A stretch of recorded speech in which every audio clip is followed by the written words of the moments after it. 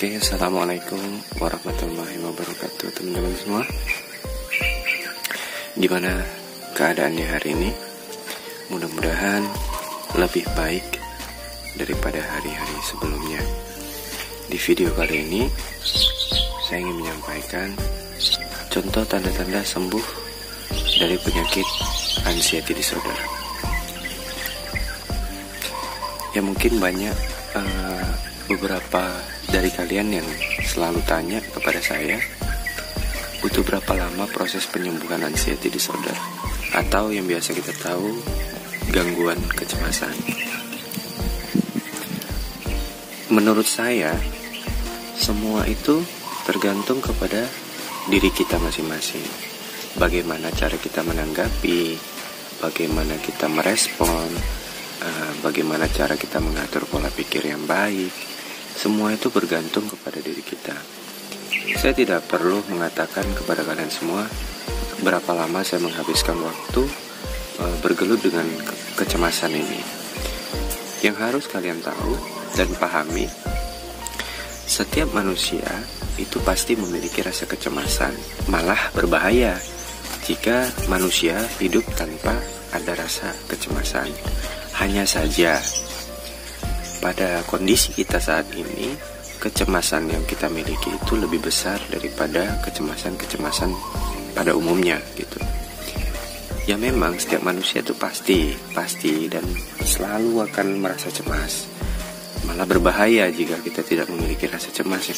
Kemudian menurut saya, orang yang katanya takut takut mati gitu, itu sebenarnya orang yang berpikirnya, menurut saya, cinta mereka kepada dunia itu melebihi dari segalanya. Itulah membuat mereka itu takut end. Yang harus kita tahu dan pahami, mati itu menjadi haknya Allah, ketetapan Allah. Itu tak bisa kita tawar-menawar tentang itu gitu. Yang harus kita tahu tentang kematian itu, mati itu pasti. Dan kita tidak akan pernah tahu kapan itu terjadi gitu kan. Yang bernyawa pasti akan mati, merasakan yang namanya mati. Mati itu pasti. Jadi untuk apa kita khawatirin yang sesuatu yang pasti gitu. Oke, kembali kepada topik saat ini. Tanda-tanda kita sembuh dari ansietas. Yang pertama, kita sudah mulai cuek dengan semua sensasi yang datang gitu. Kita udah mulai gak peduli. Kita sudah tahu bahwasanya aku gak kenapa-kenapa kok. Mungkin hanya GERD biasa, asam lambung yang tidak berbahaya gitu.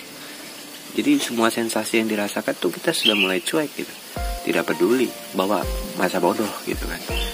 Nah, yang kedua, kita sudah mulai berani menyatakan bahwasanya ini kita sehat. Kita tidak apa-apa gitu. Nah di sini saya ingin jelaskan, menyatakan diri kita sehat, tetapi sebelumnya kita sudah melakukan pemeriksaan melalui dokter. Gak perlu dokter-dokter yang banyak sih menurut saya. Semua dokter didatangi, semua poli kesehatan didatangi gitu.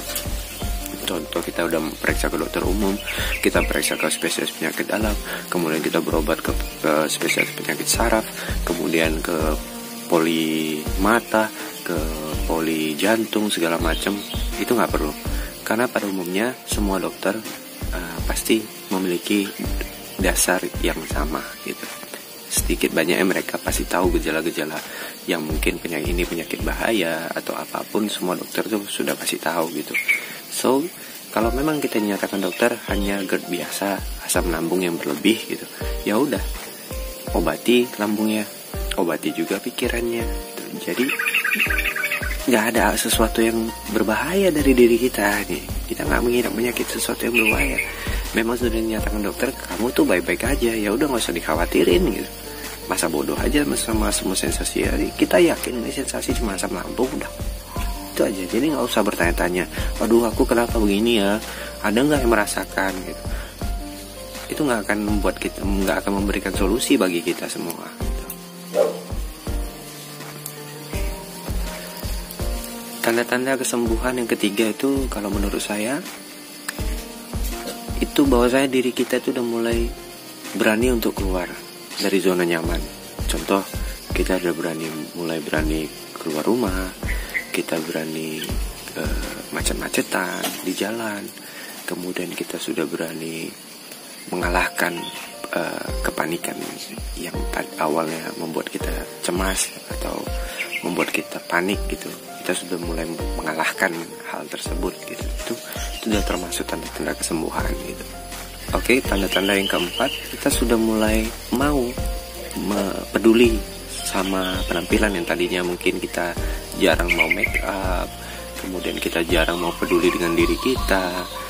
Oh, kita sering berkaca mungkin, aku kok kurusan gitu. Ayo perbaiki makannya, mulai naikin berat badan gitu kan. Ya, semakin semangat sama hidup, sudah mulai bisa senyum yang tanpa paksaan, tapi ya sudah mulai bisa tersenyum, senyum lepas gitu.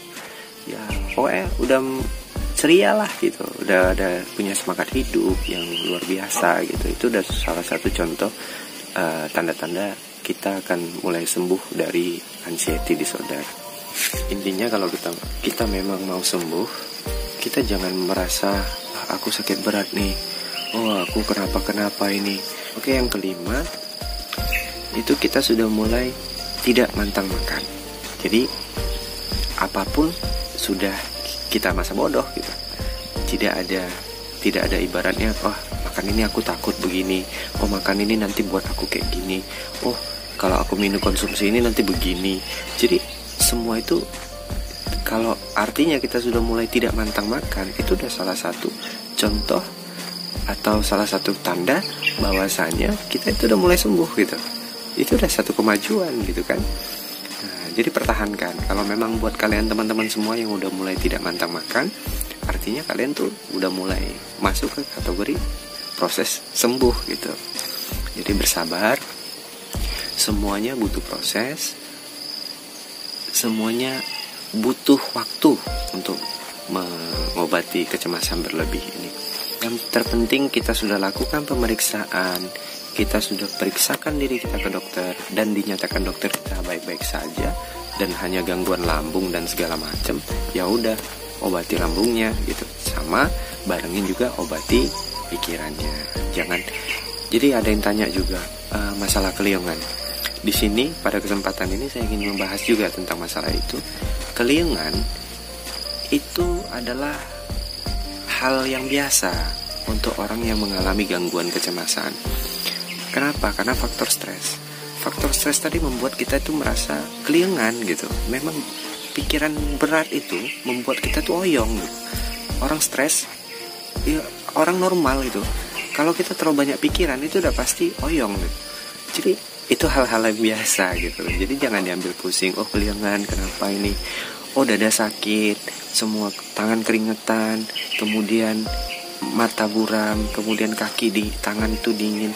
Itu semua hanya sensasi dari asam lambung. Dan mudah-mudahan video ini bisa memberikan masukan, memberikan motivasi, memberikan jawaban dari pertanyaan-pertanyaan kalian semua. Mudah-mudahan dengan seiring berjalannya waktu, dengan pola pikir yang baik dan sehat, kalian juga akan merasakan yang namanya terlepas dari belenggu anxiety disorder. Terima kasih, semoga bermanfaat. Assalamualaikum warahmatullahi wabarakatuh.